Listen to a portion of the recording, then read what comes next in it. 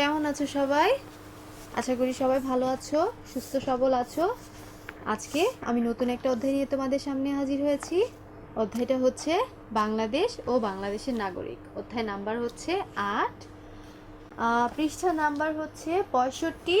সবাই ঝটপট বই খোলো। বাংলাদেশ ও বিশ্ব পরিচয় বইয়ের ৬৫ নাম্বার পৃষ্ঠা বের করো, যেখানে অধ্যায় আছে বাংলাদেশ ও বাংলাদেশের নাগরিক। আজকে আমরা এই অধ্যায় নিয়ে পড়বো, ঠিক আছে? বের করেছো? সবাই ঝটপট করো। অধ্যায়টার নাম দেখে কি মনে হচ্ছে যে এই অধ্যায়ে আমরা কি পড়তে পারি বলো তো? বই পড়লাম না, এখন আমরা অধ্যায়ের দিকে তাকালামই না, শুধু অধ্যায়ের নামটা দেখলাম। দেখি কি মনে হচ্ছে যে এই অধ্যায়ে আমরা পড়ব হচ্ছে আমাদের দেশ এবং আমাদের দেশে যে নাগরিকরা আছে তাদের নিয়ে পড়ব। আগের একটা অধ্যায়ে আমরা পড়েছিলাম যে আমাদের দেশের জন্য সম্পদ কারা? জনগণ। তাহলে এই অধ্যায় পড়ব সেই জনগণ নিয়ে, তারা কেমন, তাদের কি কি ভাবে নাগরিক হতে হয়, তাই না? দেশের নাগরিক কি করে হতে হয়, তারপরে এই নাগরিক যদি আমি হই একটা দেশে, সেই দেশের নাগরিক হলে তাহলে আমার কি ভূমিকা আছে সেটা নিয়ে কথা বলবো। আর দ্বিতীয় হচ্ছে যখন আমি এই দেশের কথা বলবো, এই রাষ্ট্রটা কি করে হলো সেটাই বলবো, যে আমি একটা দেশের নাগরিক বলছি, সেই দেশটাই বা কিভাবে হলো। আমরা এই অধ্যায়ে এইসব নিয়ে আলোচনা করব। তাহলে প্রথমে যাচ্ছি, আমরা একটা দেশ নিয়ে আলোচনা করছি, যে আমরা যে আমাদের দেশ বাংলাদেশ বলে যাচ্ছি, এই যে আমাদের বাংলাদেশটা, এটা কিভাবে হলো, বা এটা আমরা একটা রাষ্ট্র কি করে বলতে পারি। আর দ্বিতীয় হচ্ছে এই রাষ্ট্রের যে নাগরিক যারা আছে, এই নাগরিকরা কিভাবে ওই দেশেরই নাগরিক হচ্ছে। যেমন তোমরা বাংলাদেশের নাগরিক, তুমি বলতে পারছো কেন? অন্য একটা দেশের মানুষ এসে কেন বলতে পারছে না সে বাংলাদেশের নাগরিক? ঠিক তেমনি যেহেতু আমরা এই দেশের নাগরিক, তাহলে আমাদের এই দেশের প্রতি কি কি দায়িত্ব কর্তব্য আছে, তাই না? তাহলে আমরা এইটার সার্বিক একটা ধারণা পেলাম অধ্যায়ের নাম থেকে। এখন চলো আমরা বিস্তারিত আলোচনায় চলে যাই। মানুষ অনেক আগে জন্ম নিলেও প্রাচীন পৃথিবীতে কোনো রাষ্ট্রের অস্তিত্ব ছিল না, এটা আমরা সবাই জানি। প্রাচীনকালে মানুষ কিভাবে যাযাবরের মতো জীবনযাপন করত, যেখানেই খাবার পেত সেখানেই তারা থাকা শুরু করতো, প্রকৃতির উপর নির্ভর ছিল, খাবার দাবার খেত, যখন খাবার দাবার ফুরিয়ে যেত তারা অন্য জায়গায় চলে যেত, তাদের জীবনটা ছিল যাযাবরের মতো। তারপরে কি হলো? ধীরে ধীরে কৃষির উদ্ভব হলো, তখন মানুষ আস্তে আস্তে একটা জায়গায় স্থিরভাবে থাকা শুরু করলো, তাই না? এভাবেই কিন্তু ধীরে ধীরে বিকাশ হয়েছে। তাহলে মানুষ সৃষ্টির শুরু থেকেই কিন্তু রাষ্ট্রের কোনো ধারণা ছিল না, ছিল না কোনো নাগরিকত্বের ধারণা। যেহেতু রাষ্ট্র ছিল না, তাই নাগরিকত্বের ধারণা হওয়ার প্রশ্নই ওঠে না। সময়ের পরিবর্তন ও বিভিন্ন ঘটনার মধ্য দিয়ে 5 থেকে 6,000 বছর আগে নদী ও সমুদ্রের তীরে প্রাচীন কিছু নগর রাষ্ট্র গড়ে ওঠে। বিভিন্ন কারণে, বিভিন্ন ঘটনা এবং সময়ের পরিবর্তনের ফলে, বেশি না, মাত্র 5 থেকে 6,000 বছর আগে বিভিন্ন নগর রাষ্ট্র ছিল। সিন্ধু সভ্যতা পড়েছো, রোমান সভ্যতা মনে আছে তোমাদের এরকম কিছু? সেই সভ্যতাগুলো কোথায় গড়ে উঠেছিল? বিভিন্ন নদীর তীরে। তো ঠিক এইখানে ওই সময়ের কথাই বলেছে, 5 থেকে 6,000 বছর আগে নদী এবং সমুদ্রের তীরে প্রাচীন কিছু নগর রাষ্ট্র গড়ে ওঠে। নগর রাষ্ট্র ব্যবস্থা থেকে প্রাচীনকালের রাষ্ট্রের ধারণার উৎপত্তি ঘটেছে। প্রথমে ছিল একটা শহর, সেই শহর পরিচালনার একটা দায়িত্ব থাকতো, সেটাকে বলা হতো নগর রাষ্ট্র। যেহেতু একটা নগর কেন্দ্রিক একটা জায়গা, এখানে আশেপাশে আর কিছু নেই, শুধু সেই শহরটুকুই হচ্ছে নির্দিষ্ট। ওইখান থেকেই একটা রাষ্ট্র গঠনের ধারণার উৎপত্তি হয়, যে এরকম নগর রাষ্ট্র যদি হয় তাহলে একটা রাষ্ট্র কেন গঠন করা যাবে না। ধীরে ধীরে আধুনিক রাষ্ট্রের উদ্ভব হয়েছে। বর্তমান বিশ্বের জনসংখ্যা প্রায় 700 কোটি। এই বিপুল জনসংখ্যা সবাই কোনো না কোনো রাষ্ট্রের অধিবাসী বা নাগরিক। যেমন আমরা সবাই বাংলাদেশ নামক রাষ্ট্রের অধিবাসী বা নাগরিক। মূলত রাষ্ট্র বলতে তাহলে কি বোঝাচ্ছে, কিভাবে একটি রাষ্ট্র গঠিত হয়, তা বইয়েও একই প্রশ্নই করা হয়েছে। নাগরিক বলতে কি বোঝায়, কিভাবে একটি দেশের নাগরিকত্ব লাভ করা যায়, এই পাঠে আমরা এই সম্পর্কেই জানবো। তাহলে গুরুত্বপূর্ণ একটা জিনিস, যে এই যে আমরা বাংলাদেশ বলছি, আমাদের দেশ, এটা কিভাবে গঠিত হলো, এবং এই যে গঠনের পরে আমরা যে এই দেশের নাগরিক বলছি, নিজেকে এই দেশের নাগরিকত্ব হিসেব চাচ্ছি, তা কেন চাচ্ছি, ঠিক তেমনি একটা দেশের নাগরিকত্ব কিভাবে লাভ করা যায় সেটা সম্বন্ধে পড়ব। ঠিক আছে, এই অধ্যায় পাঠ শেষে আমরা তাহলে কি কি জানবো? রাষ্ট্রের ধারণাটা ব্যাখ্যা করতে পারবো, বাংলাদেশ কেন একটি রাষ্ট্র তা ব্যাখ্যা করতে পারবো, নাগরিক ও নাগরিকতার ধারণা ব্যাখ্যা করতে পারবো, বাংলাদেশে নাগরিকতা অর্জনের পদ্ধতিটা বর্ণনা করতে পারবো, যে বাংলাদেশে কি করে নাগরিকতা অর্জন করা যায়, বিভিন্ন দেশের নাগরিকতা অর্জনের পদ্ধতিও তুলনা করতে পারবো, আমাদের দেশের নাগরিক হতে হলে কি কি করা যায় এবং বাইরের দেশে কি ভাবে নাগরিক হয় এই দুইটার তুলনাও করতে পারবো। দেশের উন্নয়নে নাগরিকের ভূমিকা ব্যাখ্যা করতে পারবো, দেশের উন্নয়নে নাগরিকের সক্রিয় ভূমিকার গুরুত্ব উপলব্ধি করতে পারবো। ঠিক আছে, আচ্ছা তাহলে চলো পার্ট 1 এ চলে যাই, রাষ্ট্রের ধারণা। প্রথমেই চলে আসি রাষ্ট্র।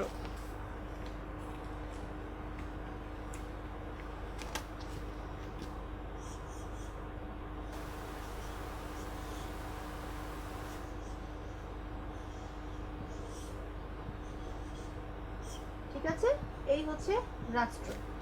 এর মূল ধারণাটা কিভাবে হলো, এটা কি করে তৈরি হলো? রাষ্ট্র হলো এমন একটি সংগঠন যার একটি নির্দিষ্ট ভূখণ্ড থাকবে, মানে হচ্ছে তার একটি নির্দিষ্ট সীমানা থাকবে। কি হচ্ছে? রাষ্ট্রের একটি নির্দিষ্ট ভূখণ্ড,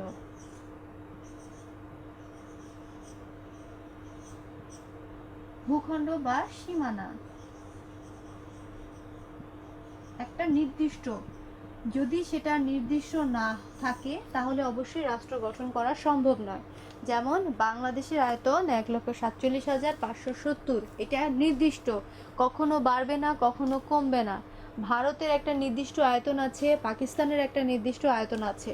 ঠিক তেমনি রাষ্ট্র গঠন করতে হলে আমাকে অবশ্যই একটা নির্দিষ্ট ভূখণ্ড লাগবে। যদি ভূখণ্ডটা নির্দিষ্ট না থাকে তাহলে সেটা রাষ্ট্র গঠন করা হবে না। আচ্ছা, তারপরে কি হতে হবে? একটা নির্দিষ্ট জনসমষ্টি, যেমন একটা নির্দিষ্ট ভূখণ্ড, সেই নির্দিষ্ট ভূখণ্ড আমার জনসমষ্টিটা কেমন থাকবে?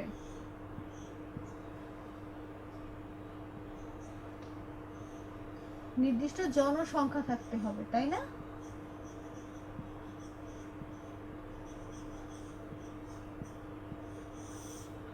এই জনসংখ্যা নিজেদের মধ্যে বাড়তে পারে, কমতে পারে, মানে জন্ম মৃত্যুর ফলে পরিবর্তন হতে পারে, কিন্তু বাহির থেকে কেউ এইখানে প্রবেশ করতে পারবে না। এটা একটা নির্দিষ্ট।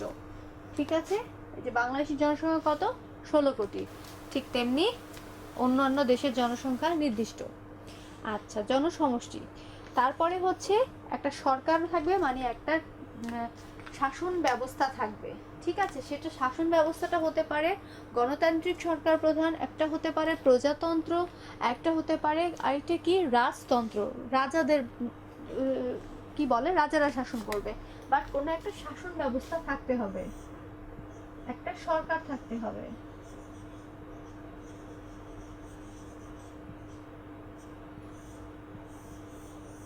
যে কোনো রকম একটা শাসন ব্যবস্থা থাকতে হবে। তারপরে কি হচ্ছে? নির্দিষ্ট সার্বভৌমত্ব। সার্বভৌমত্বটা কি? সর্বশেষটা হচ্ছে সার্বভৌমত্ব।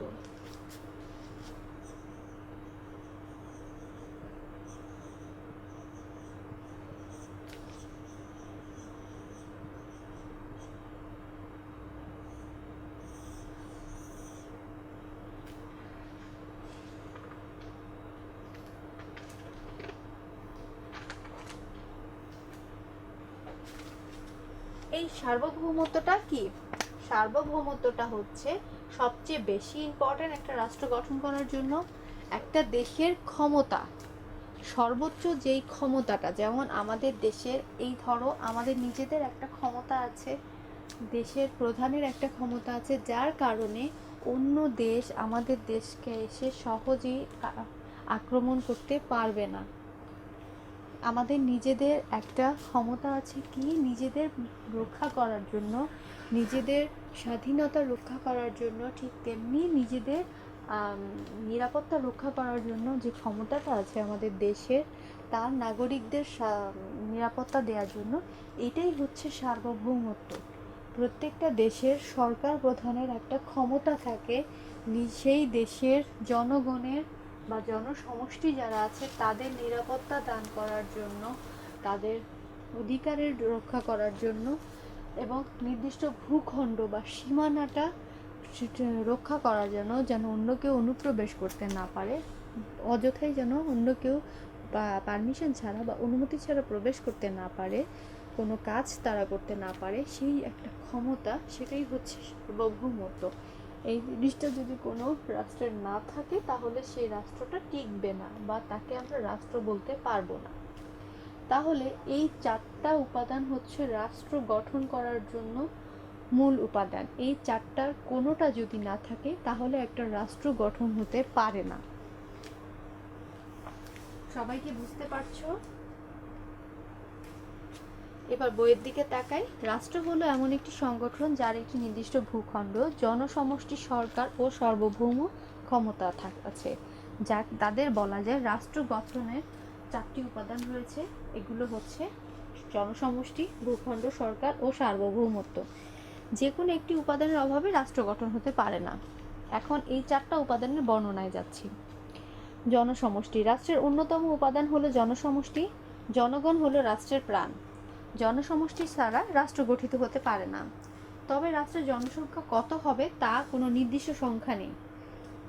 অবশ্যই একটা রাষ্ট্র গঠন হতে হলে জনসমষ্টি দরকার, কিন্তু জনসমষ্টি নির্দিষ্ট হওয়া যাবে না। যেমন ভূখণ্ডটা নির্দিষ্ট, জনসমষ্টিটা নির্দিষ্ট হওয়া সম্ভব না, কারণ জনগণের মধ্যে, মানুষের মধ্যে জন্ম মৃত্যু রয়েছে।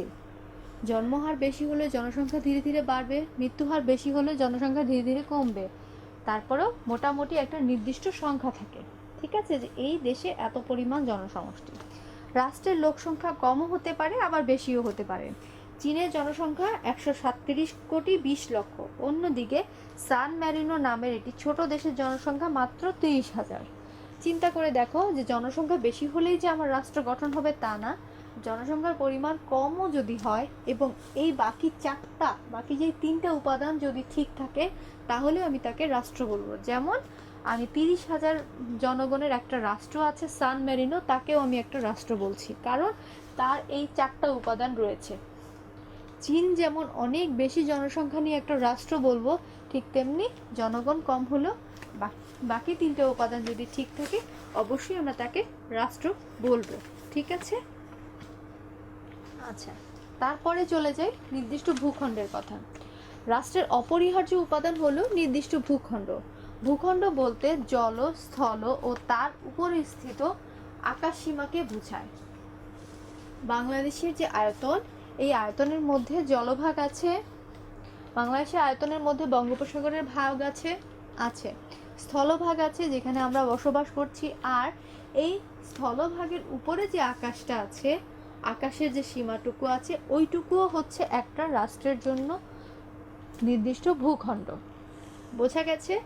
এই যে বলে বাংলাদেশে আকাশ সীমার মধ্যে বা ইরাকের আকাশ সীমার মধ্যে, খবর দেখলে অবশ্যই পড়বে যে সিরিয়ায় যে বোমা হামলা হয়েছে, সিরিয়ার আকাশ সীমায় এই অন্য যারা আক্রমণ করছে তাদের প্লেন ঢুকে পড়েছে।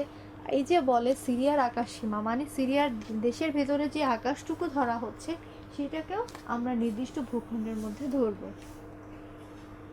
আচ্ছা, তবে ভূখণ্ডের আয়তন কতটুকু হবে তার কোনো নির্দিষ্ট পরিমাণ নেই। অর্থাৎ একটি রাষ্ট্রের ভূখণ্ড আয়তনে অনেক বড় হতে পারে, আবার অনেক ছোটও হতে পারে, বাট এটা নির্দিষ্ট হতে হবে। আয়তন ছোট হোক বড় হোক তা কোনো সমস্যা নেই, বাট এটা নির্দিষ্ট হতে হবে। ভারতের আয়তন 32,87,590 বর্গ কিলোমিটার। চিন্তা করে দেখো। অন্যদিকে সিঙ্গাপুর ও ভ্যাটিকান সিটির আয়তন প্রায় কত? 693 বর্গ কিলোমিটার। আরেকটা হচ্ছে 0.18 বর্গ কিলোমিটার। কত ছোট ভ্যাটিকান সিটি! সিঙ্গাপুর ও ভ্যাটিকান নগর কেন্দ্রিক রাষ্ট্র। তার সিঙ্গাপুর এবং ভ্যাটিকান সিটি যেটা, এটা একটা সিটি। আমাদের যেমন শহর আছে, গ্রাম আছে, ওদের এমন কিছু নেই, শুধু একটা শহর, সেটাকে একটা সিটি হিসেবে রাষ্ট্র হিসেবে ধরা হয়। আচ্ছা, তাহলে চিন্তা করে দেখো যে জনসংখ্যা বেশি কম হলেও একটা রাষ্ট্র যেমন গঠন করা সম্ভব, আয়তন কম বেশি হলেও একটা রাষ্ট্র গঠন করা সম্ভব। বুঝতে পারছো? বাট এটা নির্দিষ্ট হতে হবে। 3 নাম্বার হচ্ছে সরকার। রাষ্ট্র গঠনের আরেকটি অন্যতম উপাদান হলো সরকার। সরকারের মাধ্যমে রাষ্ট্রের সকল কাজ পরিচালিত হয়। রাষ্ট্রের শান্তি শৃঙ্খলা রক্ষা করার জন্য সরকার আইন প্রণয়ন করেন এবং আইন অনুযায়ী জনগণকে পরিচালনা করেন। জনগণ সরকারের সকল বৈধ আদেশ মেনে চলে এবং সরকারের প্রতি আনুগত্য প্রকাশ করে। এই যে রাষ্ট্রটা গঠন করা হলো, ঠিক আছে, এর একটা নির্দিষ্ট ভূখণ্ড থাকবে, সীমানা থাকবে। এই সীমানার মধ্যে জনসংখ্যা থাকতে হবে এবং জনসমষ্টিটা বেশিও হতে পারে, কমও হতে পারে, বাট থাকবে। এবং এই জনসমষ্টিকে পরিচালনা করার জন্য, তাদের ভালো মন্দ দেখার জন্য, তাদের নিরাপত্তা দান করার জন্য একটা সরকার থাকবে, মানে তাদের একটা দলনেতা থাকবে। একদম স্বাভাবিক, মানে সোজা কথায় বলা গেল যে একটা জায়গাতে কতগুলো মানুষ বাস করছে, তাদের একটা দলনেতা আছে। একটা গ্রামের কথা চিন্তা করো, গ্রামে কি হতো আগে, পঞ্চায়েত গঠন করা হতো, সেই পঞ্চায়েতে একজন প্রধান থাকতো, তার কথাগুলো সব মেনে নেওয়া হতো, তাই না? সে যে আইন নির্দেশ দিত সেটাই মানা হতো। এবং আরও একটা ছিল যে কিভাবে চলতে হবে, নিজেদের গ্রামের ভালো মন্দের জন্য বিভিন্ন রকম সে নিয়মকানুন দিত, এগুলো কিন্তু সবাই মেনে চলতো। ঠিক ওই গ্রামটা চিন্তা না করে একটা দেশ চিন্তা করো, ওই জায়গাতে যে গ্রাম পঞ্চায়েতের জায়গায় হচ্ছে সরকার, সে বিভিন্ন আইন প্রণয়ন করে এই রাষ্ট্রের যে জনগণ আছে তাদের সুযোগ সুবিধা দেওয়ার জন্য, তাদের ভালোভাবে বেঁচে থাকার জন্য। তাদের আইন শৃঙ্খলার বাহিনী রাখা হয় কেন? তাদেরকে নিরাপত্তা দেওয়ার জন্য। এইটা হচ্ছে সরকারের কাজ। তাহলে ভূখণ্ড লাগবে, জনসংখ্যা লাগবে এবং সরকার অবশ্যই লাগবে। লাস্ট চলে যাই, সার্বভৌমত্ব। রাষ্ট্র গঠনের সবচেয়ে গুরুত্বপূর্ণ উপাদান হচ্ছে সার্বভৌমত্ব। এটি রাষ্ট্রীয় সর্বোচ্চ, চরম ও চূড়ান্ত ক্ষমতা।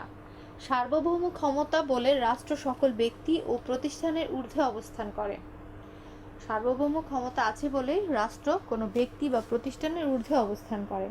এই ক্ষমতা বলে রাষ্ট্র তার অভ্যন্তরে যে কোনো নির্দেশ দিতে পারে, তাকে সে আদেশ পালন করতে হবে। মানে হচ্ছে যদি রাষ্ট্র থেকে কোনো আদেশ দেয়া হয়, আমরা রাষ্ট্রের জনগণ, আমাদের অবশ্যই সেটা পালন করতে হবে, তাই না? এই কথাটাই এখানে বলা হয়েছে। সার্বভৌমত্বের কারণে রাষ্ট্র অন্য কোনো দেশ বা শক্তির নিয়ন্ত্রণ থেকে মুক্ত থাকে। যেমন আমাদের দেশকে অন্য কোনো শক্তি দ্বারা নিয়ন্ত্রিত, বাহিরের কোনো রাষ্ট্রকে আমাদের শাসন করছে না, কারণ আমাদের নিজেদের একটা সার্বভৌমত্ব আছে, একটা চূড়ান্ত ক্ষমতা আছে। আচ্ছা, সার্বভৌমত্ব হলো রাষ্ট্রের অস্তিত্ব ও শান্তি শৃঙ্খলা রক্ষার সার্বভৌম ক্ষমতা। এই রাষ্ট্রটা যে একটা অস্তিত্ব টিকে রাখা, বাইরের আক্রমণ থেকে এটাকে রক্ষা করা এবং নিজেদের ভিতরে যেন কোনো সমস্যা না হয়, দাঙ্গা ফাসাদ না হয়, সেইটা দেখে রাখা সার্বভৌমত্বের একটা ক্ষমতা। বুঝতে পারছো? আচ্ছা, এবার কাজে চলে যাই। ঢাকা এবং লন্ডনকে রাষ্ট্র বলা যাবে কিনা সহপাঠীদের সাথে দলগতভাবে আলোচনা করো। চিন্তা করে দেখো তো, আমি যে রাষ্ট্রের কথা বললাম, রাষ্ট্রের ক্ষেত্রে এই ঢাকা যদি হয়, এটা তো কোনো দেশ না, তাই না? এটা একটা শহর। ঢাকা ঠিক তেমনি লন্ডন, লন্ডন কি যুক্তরাষ্ট্রের একটা শহর। এই দুইটা শহরকে কি আমি বলতে পারি, রাষ্ট্র বলতে পারি? এর মধ্যে কি এই চারটা আছে? বলো তো, চিন্তা করে দেখো তো আছে কিনা, নিজেরাই চিন্তা করো। এখানে যে দলগতভাবে বলেছে, নিজেরাই চিন্তা করো, চিন্তা করে বের করে দেখো তো কতখানি বুঝতে পেরেছো এই চারটা জিনিসের মধ্যে আছে? অবশ্যই নয়। একটা রাষ্ট্র গঠন করতে হলে চারটা জিনিসই দরকার হয়। আচ্ছা, গেল এবার সরকার নিয়ে, রাষ্ট্র নিয়ে। রাষ্ট্রের পরে চলে আসি রাষ্ট্র হিসেবে বাংলাদেশটা কীরকম। প্রথম হচ্ছে রাষ্ট্র গঠন করতে হলে চারটা লাগে, এবং বাংলাদেশের কি চারটা জিনিস আছে একটু চিন্তা করে দেখি। বাংলাদেশ একটি স্বাধীন ও সার্বভৌম রাষ্ট্র। 1971 সালের 16ই ডিসেম্বর মহান মুক্তিযুদ্ধ ও রক্তক্ষয়ী সংগ্রামের মাধ্যমে বাংলাদেশ বিশ্বের বুকে একটি স্বাধীন ও সার্বভৌম রাষ্ট্র হিসেবে আত্মপ্রকাশ করে। একটি রাষ্ট্র হিসেবে প্রতিষ্ঠিত হওয়ার জন্য যেসব উপাদান দরকার তার সবগুলোই বাংলাদেশের রয়েছে। বাংলাদেশ রাষ্ট্রের উপাদানগুলো সম্পর্কে সংক্ষেপে আলোচনা করি। তাহলে যে উপাদানগুলো আলোচনা করব সেগুলো কি কি হবে? অবশ্যই জনসংখ্যা, নির্দিষ্ট ভূখণ্ড, সরকার এবং সার্বভৌমত্ব। এই চারটা জিনিসই থাকতে হবে। ঠিক আছে, এবার প্রথম উপাদানে চলে যাই, জনগোষ্ঠী। বাংলাদেশের জনসংখ্যা বিশাল। এর সংখ্যা বর্তমানে 14,97,72,364 জন। 2011 সালের আদমশুমারি অনুযায়ী কত? 14,97,72,364 জন। বাংলাদেশের জনসংখ্যা প্রায় অর্ধেক নারী এবং অর্ধেক পুরুষ। জনসংখ্যার একটি বিশাল অংশ শিশু। এরা এ দেশের স্থায়ী বাসিন্দা ও নাগরিক। কি করে? তারা জন্মসূত্রে তাদের বাংলাদেশে জন্ম হয়েছে। জনসংখ্যার দিক থেকে বাংলাদেশ বিশ্বে 8ম বৃহত্তম রাষ্ট্র। জনসংখ্যার দিক থেকে মানে এত বেশি জনসংখ্যা হিসেব করে দেখা গেল যে বাংলাদেশ পৃথিবীর 8মতম রাষ্ট্র যেখানে এত বেশি জনসংখ্যা আছে। তাহলে অবশ্যই বাংলাদেশে একটা নির্দিষ্ট জনসংখ্যা আছে। জনসংখ্যার পরে চলে যায় ভূখণ্ড। বাংলাদেশের নির্দিষ্ট ভূখণ্ড রয়েছে। 1971 সালে স্বাধীনতা লাভের মধ্য দিয়ে আমরা এই ভূখণ্ডের সার্বভৌমত্ব অর্জন করেছি, মানে এই ভূখণ্ডের ক্ষমতা অর্জন করেছি। উত্তরে ভারত ও দক্ষিণে বঙ্গোপসাগর, পূর্বে ভারত ও মিয়ানমার, পশ্চিমে ভারতের পশ্চিমবঙ্গ পর্যন্ত বাংলাদেশের ভূখণ্ডটা বিস্তৃত। অসংখ্য নদ নদী, হাওর, বিল, পাহাড়, পর্বত, বনভূমি ও বিস্তৃত সমভূমি নিয়ে এই ভূখণ্ড গঠিত। এই ভূখণ্ডে কি কি আছে সবই বলা হলো, এবং এর আয়তন কত? 1,47,570 বর্গ কিলোমিটার। ঠিক আছে, তাহলে অবশ্যই একটা ভূখণ্ড আছে। এবার চলে যাচ্ছি 3 নাম্বার, সরকার। বাংলাদেশের সরকার ব্যবস্থা মন্ত্রী পরিষদ শাসিত। এর নাম গণপ্রজাতন্ত্রী বাংলাদেশ সরকার। এটি একটি গণতান্ত্রিক সরকার। এই সরকার জনগণের ভোটে নির্বাচিত হন। সরকারের সকল নিয়ম কানুন ও আদেশ নির্দেশ জনগণ মেনে চলে। মুক্তিযুদ্ধ শুরু হওয়ার 1 মাসের মধ্যেই 1971 সালের 10ই এপ্রিল গঠন করা হয় বাংলাদেশের প্রথম সরকার, যা মুজিবনগর সরকার নামে পরিচিত। তাহলে বাংলাদেশে একটি নির্দিষ্ট সরকার আছে, সেই সরকারটা হচ্ছে কি জনগণের ভোটে নির্বাচিত হয়। জনগণই সেই সরকার তাদের প্রতিনিধি নির্বাচন করে, এবং সরকার ব্যবস্থাটা কি গণতান্ত্রিক সরকার। এই সরকার দেশের বিভিন্ন আইন কানুন সহ বিভিন্ন আদেশ নির্দেশ দেন যা দেশের জনগণ মেনে চলে। তাহলে একটা সরকার ব্যবস্থাও আছে। এই জিনিসটা কি ঢাকার মধ্যে আছে? এই প্রত্যেকটা জিনিস আলাদা করে নাই, ঠিক তেমনি লন্ডনেও নাই। তারপরে হচ্ছে সার্বভৌমত্ব। বাংলাদেশ রাষ্ট্র সার্বভৌম ক্ষমতার অধিকারী। এই ক্ষমতা বলে রাষ্ট্র সকল ব্যক্তি ও প্রতিষ্ঠানের ঊর্ধ্বে অবস্থান করে।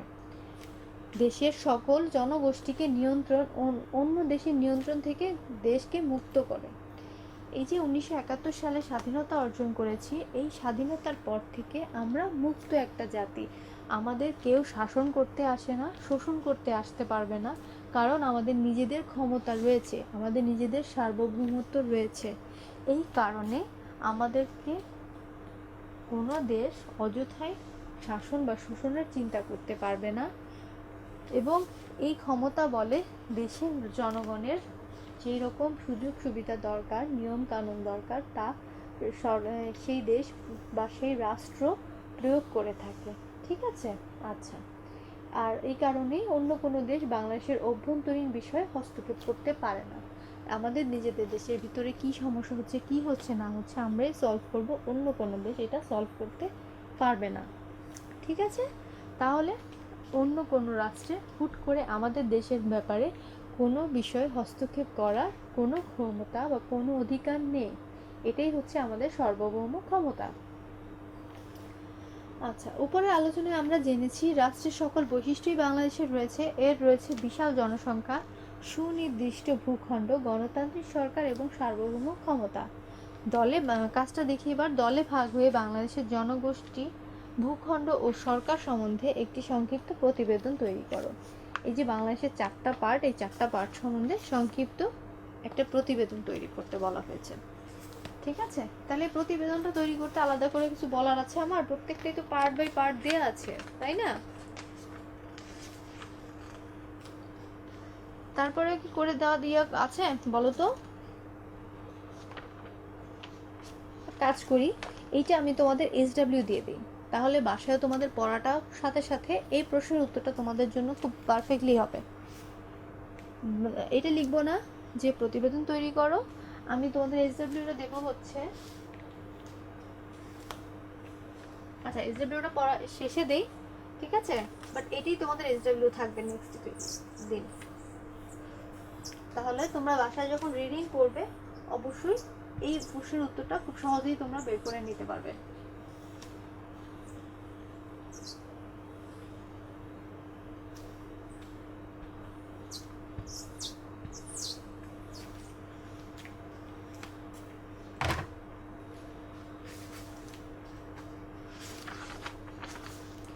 আচ্ছা, পার্ট 3-এ চলে যাচ্ছি। পার্ট 3 হচ্ছে নাগরিক ও নাগরিকত্বের ধারণা। এতক্ষণ আমরা রাষ্ট্র নিয়ে পড়লাম, রাষ্ট্রের কি কি বৈশিষ্ট্য আছে একটু আমরা আগের পার্টগুলো একটুখানি আওড়ায় দেখি। যে রাষ্ট্র কি, রাষ্ট্র হতে হলে তাকে 4টা বৈশিষ্ট্য থাকতে হবে। রাষ্ট্রের 4টা বৈশিষ্ট্য কি? জনসমষ্টি, ভূখণ্ড, সরকার এবং সার্বভৌমত্ব। এই 4টা জিনিস যদি থাকে তাহলেই তাকে রাষ্ট্র বলবো। এছাড়া যদি কোনো নির্দিষ্ট কোনো ভূখণ্ডে অনেকগুলো জনসমষ্টি থাকতেছে, তাদের কোনো সরকার ব্যবস্থা নেই এবং তাদের নিজস্ব সার্বভৌমত্ব নেই, তাহলে আমি রাষ্ট্র বলবো না। আবার ঠিক তেমনি নির্দিষ্ট কোনো জায়গা নেই, যাযাবরের মতো একদল মানুষ এক জায়গা থেকে আরেক জায়গায় ঘুরে বেড়াচ্ছে, সেটাও আমি রাষ্ট্র বলবো না, তাই না? আর সাথে কি আছে? সাথে হচ্ছে যখন আমি দেখব যে আমার নির্দিষ্ট জায়গা আছে, লোক আছে, সরকার ব্যবস্থা আছে এবং তাদের একটা নির্দিষ্ট ক্ষমতা আছে নিজেদের প্রোটেক্ট করার জন্য, নিজেদের নিরাপদ রাখার জন্য, অন্য কোনো বহিঃশত্রুর হাত থেকে বাঁচার জন্য, তাহলেই আমরা এটাকে রাষ্ট্র বলবো। এবং এই রাষ্ট্র হতে হলে নির্দিষ্ট অনেক বেশি জনসংখ্যা দরকার তা না, জনসংখ্যা অল্প হলেও চলবে, বাট জনসংখ্যা দরকার নির্দিষ্ট। ঠিক তেমনি অনেক বেশি বড় ভূখণ্ড হতে হবে, সেটাও না, ভূখণ্ড ছোট হলেও চলবে, বাট একটা সার্বভৌম ক্ষমতা থাকতে হবে, সরকার থাকতে হবে। এইটা প্রত্যেকটা পার্ট বাই পার্ট উদাহরণ সহ কিন্তু দেওয়া হলো, ঠিক আছে? তারপরের স্টেপে চলে আসি। পরের স্টেপ হচ্ছে রাষ্ট্র হিসেবে বাংলাদেশটা কেমন, বাংলাদেশকে কি রাষ্ট্র বলা যায়? তখন আমরা চলে গেলাম বাংলাদেশের যে বর্ণনাগুলোতে। বাংলাদেশের বর্ণনাগুলোতে কি আছে? জনগোষ্ঠীটা আছে নির্দিষ্ট, ভূখণ্ডটা আছে, তাই না? জনগোষ্ঠী কীরকম আছে? বাংলাদেশের 14,97,72,364 জন জনগণ আছে। তারপরে ভূখণ্ড, নির্দিষ্ট ভূখণ্ড পেয়েছে কবে? 1971 সালে স্বাধীনতা যুদ্ধের মাধ্যমে। সেটার আয়তন হচ্ছে 1,47,570 বর্গ কিলোমিটার। ঠিক তেমনি বাংলাদেশের সরকার ব্যবস্থা হচ্ছে গণপ্রজাতন্ত্রী বাংলাদেশ সরকার ব্যবস্থা। তারপরে সার্বভৌমত্ব হচ্ছে যে বাংলাদেশের একটা নির্দিষ্ট ভূখণ্ডের যে সার্বভৌম ক্ষমতাটা আছে, তার বলে অন্য কোনো রাষ্ট্র বাংলাদেশকে শাসন বা শোষণ করতে পারছে না, এবং বাংলাদেশে যে অভ্যন্তরীণ ঘটনাগুলো হচ্ছে, বিষয়গুলো হচ্ছে, তার ক্ষেত্রে তারা হস্তক্ষেপ করতে পারছে না। তাহলে আমরা বলতে পারছি বাংলাদেশ অবশ্যই একটা কি রাষ্ট্র, তাই না? অনেক বেশি জনসংখ্যা হলেও, ভূখণ্ডটা ছোট হলেও সে অবশ্যই একটি রাষ্ট্র। আচ্ছা, এখন চলে আসি রাষ্ট্রের আমি যে এসডব্লিউটা দিব সেটার ক্ষেত্রে।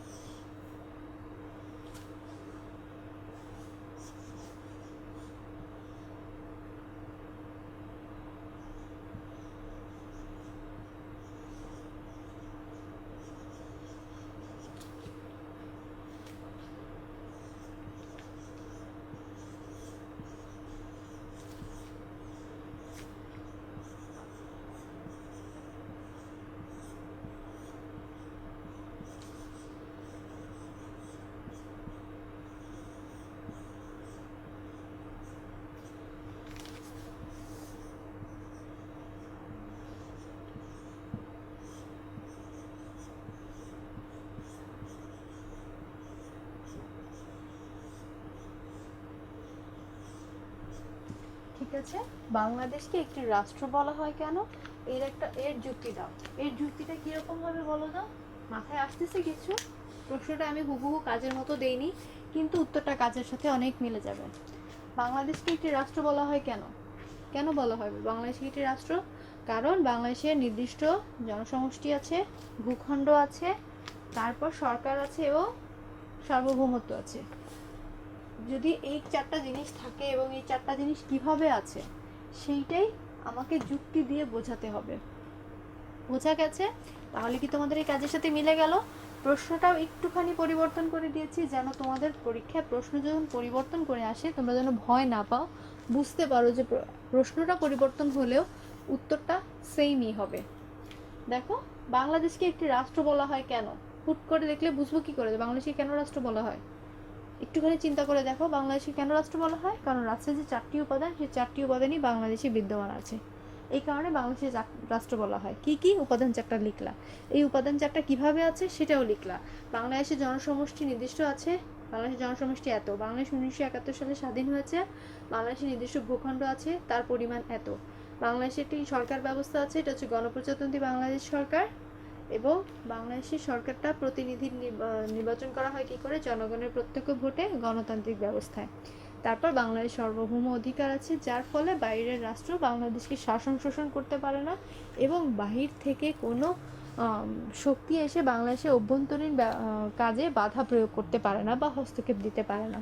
ব্যাস, হয়ে গেল উত্তর। আমি তো উত্তরটা মুখে মুখে বলেই দিলাম। আগামী ক্লাসে আমি চাইবো যে উত্তরটা খুব সুন্দর করে খাতায় লিখে নিয়ে আসবে, যেহেতু প্রশ্নটা ইম্পর্ট্যান্ট। সো আগামী ক্লাসে অবশ্যই আমি চেষ্টা করব যে প্রশ্নটার উত্তর আরেকবার লিখে দেওয়ার জন্য, যদি এখন মুখে বললাম তারপরে চেষ্টা করব লিখে দেওয়ার জন্য। তো আগামী ক্লাসে এই পর্যন্তই থাকলো, ঠিক আছে? ভালো থেকো সবাই, আর অবশ্যই এসডব্লিউটা করবে। আর হ্যাঁ, অবশ্যই ভুলবে না, আমি যতটুকু আজকে পড়িয়েছি পার্ট 1 এবং পার্ট 2, রিডিং পড়তে ভুলবে না। কখনোই পড়াটা রিডিং না পড়ে শুরু করবে না, অধ্যায়টা রিডিং করবে, তারপরে এসডব্লিউটা কমপ্লিট করবে, ঠিক আছে? তাহলে ভালো থেকো সবাই, আল্লাহ হাফেজ।